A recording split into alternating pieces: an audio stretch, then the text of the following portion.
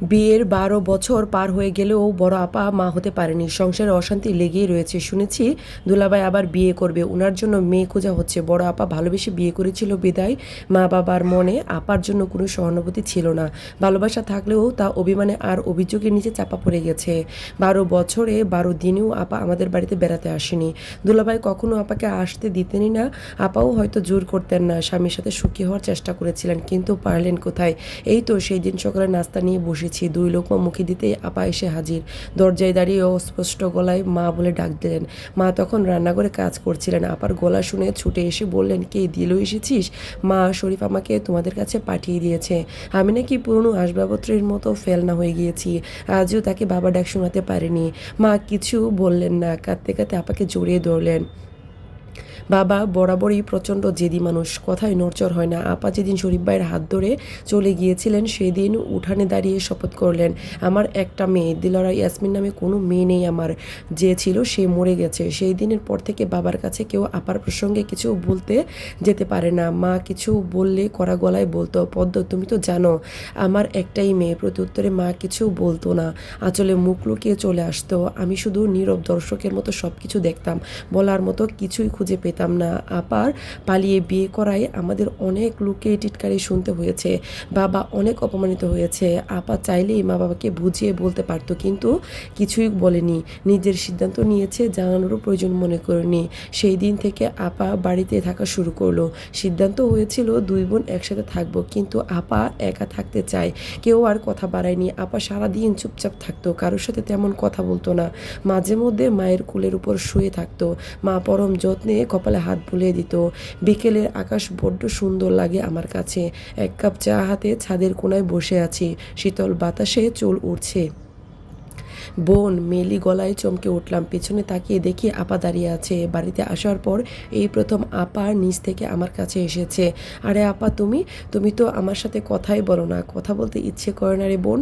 তোকে একটা জিনিস দিতে এসেছি। কি দিতে এসেছো? আচ্ছা তুমি আমার পাশে একটু বসো তো। আপা দৃঢ় পায়ে হেঁটে আমার পাশে বসলো। আলতো করে মাথায় হাত বুলিয়ে দিয়ে বলল, আমার মতো মা বাবাকে কষ্ট দিস না। বাবা তোকে খুব বেশি ভালোবাসে। বাবা তোমাকেও খুব ভালোবাসে। বাবার স্বভাব তো তুমি জানো।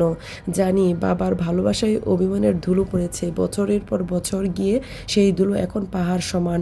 তুমি বাবার সাথে কথা বলে দেখো, দেখবে কোথাও ধুলো নেই। একদম নিখাত ভালোবাসা। বলবো তোকে তো জিনিসটা দেওয়া হলো না, এই নে। আমার হাতে একটা ডায়েরি দিয়ে আপার হাত দুটো কিছু সময় চেপে ধরে রইল। ২ বোনের চোখের কোণে স্পষ্ট চোখের পানি দেখা যাচ্ছে। কিসের অশ্রু ঠিক জানি না। আপার বুকের ভিতরে মুখ লুকিয়ে বসে রইলাম। বড় বোনের গায়ে নাকি মায়ের গন্ধ লেগে থাকে। অনুভব করার চেষ্টা করছি। বোধহয় রাত ১১টা হবে। পড়া শেষে শুয়ে পড়বো। বড্ড পানি তেষ্টা পেয়েছে। ঘরে পানি নেই। খাবার ঘর থেকে পানি আনতে হবে। একটা চাপা কান্নার শব্দ ভেসে আসছে। যতই সামনে যাচ্ছি শব্দ তীব্র হচ্ছে। খাবার ঘরের একটা চেয়ারে আব্বা বসে আছে। আব্বা চেয়ারের নিচে বসে আব্বার হাত ধরে কাঁদছে। খেয়াল করে দেখলাম আব্বার চোখে খুব কঠিন হয়েছে। বোধহয় পানি শুকিয়ে গেছে। বিরক্ত করতে ইচ্ছে করলো না। ধীরে পায়ে হেঁটে আমার ঘরে চলে আসলাম। সকালে ঘুম ভাঙল মায়ের চিৎকারে। আপা নাকি ফ্যানের সাথে ঝুলে আছে। চারদিকে কান্নার রোল। আপার লাশ নামাতে পুলিশকে খবর দেওয়া হয়েছে। বাড়ি ভর্তি মানুষ, সবার মুখে কথা লেগে আছে। কথায় ফিসফিস শব্দের সাথে কান্নার রোল মিশে অদ্ভুত শোনায়। আমি কিছু মনে করার চেষ্টা করছি। ১ যুগ আগে এমনই বাড়িতে ভিড় লেগেছিল। আপার পালিয়ে যাওয়ার খবরে পুরো গ্রাম আমাদের বাড়িতে উপস্থিত। সেই দিন আপা ছিল না। আজ তার দেহে প্রাণ নেই। আমার গভীর বাবা আপার লাশের পাশে বসে বাচ্চাদের মতো কাঁদছে। ফুপিয়ে ফুপিয়ে কান্নারত বাবার দিকে তাকিয়ে আছে। কারোর দৃষ্টি সহানুভূতি, কারোর দৃষ্টির করুণার, কারো দৃষ্টির স্তব্ধ। চোখের ভাষা পড়া যায় না। সবার অলক্ষ্য নিজের ঘরে চলে এলাম। ছিটকারি লাগিয়ে ডায়েরির হাতে দাঁড়িয়ে। সম্পূর্ণ ডায়েরি জুড়ে ছাপা অক্ষরের মতো সারিবদ্ধ কিছু লেখা। অশ্রুসিক্ত চোখে স্পষ্ট পড়া যাচ্ছে না। শুধু বুঝতে পারছি আপার হাতে লেখা খুব বেশি সুন্দর। বইয়ের মতো সাজানো ছাপা হলফ। কেউ আমার নাম ধরে ডাকছে, অস্পষ্ট শুনতে পাচ্ছি। আপার লাশ নিয়ে যাবে, কাটাছেঁড়া করার পর ফেরত দিবে, জানাজাও হবে না। কি অদ্ভুত জীবনের মেটার। আপা মরে গেছে বেশ কিছুদিন হলো। আজ শহরে নামকরা একটি গাইনি চিকিৎসকের কাছে গিয়েছিলাম। কোনো সমস্যা নিয়ে নয়, বরং ওনার সাথে দেখা করতে। মায়ের খুব পুরনো বান্ধবী এক দম্পতি বাচ্চা নষ্ট করতে এসেছে। অভদ্রতা দেখিয়ে বোঝানোর চেষ্টা করেছিলাম, কিছু লাভ হয়নি। সে শহরের বাচ্চাবিহীন এক রমণীর আত্মহত্যা করে সে শহরে কেউ নিষ্পাপ প্রাণকে হত্যা করে, কেউ না পাওয়ার জন্য হাহাকার করে, কেউ পেয়ে ফেলে দেয়।